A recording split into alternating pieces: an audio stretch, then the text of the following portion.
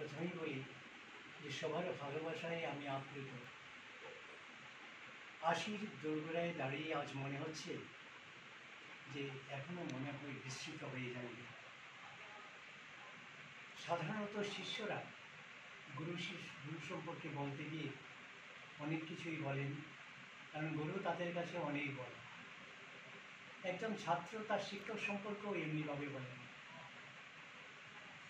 আমার এই প্রাক্তন ছাত্ররা যা বললেন আমি হয়তো তার উপযুক্ত নই, কিন্তু এটা ঠিক যে এটা ভালোবাসার সেতুবন্ধন তাদের সঙ্গে ঘটেছিল। এই কদিন আগে আমি একজনকে বলেছিলাম একটি কথা, তো তার প্রসঙ্গে যে একজন শিক্ষক কিন্তু প্রতিটি শিক্ষকই আমার মনে হয় তার ছাত্রীদের কাছে অত্যন্ত ঋণী, কারণ ছাত্রছাত্রীরা শিক্ষকদেরকে ঘুরিয়ে যেতে দেন না। আমরা এই যে কচি শিশুদের সঙ্গে, যুবকদের সঙ্গে, তরুণদের সঙ্গে সবসময় থাকি, তার ফলে আমাদের শিক্ষকদের ক্ষেত্রে বয়সের ছাপটা প্রভাবটা একটু ধীরেতেই বা বিলম্বিতভাবে আসে।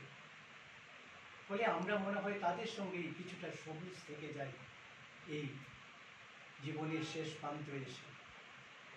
এখানেই আমাদের ঋণ আমাদের ছাত্রদের কাছে। আমার আর নতুন করে কিছু বলার নেই। বিবেকানন্দের একটি বাণী, যিনি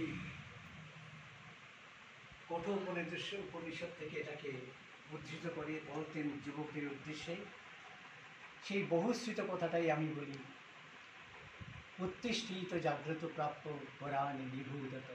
এটাই আমাদের চিরকালীন বাণী হওয়া উচিত।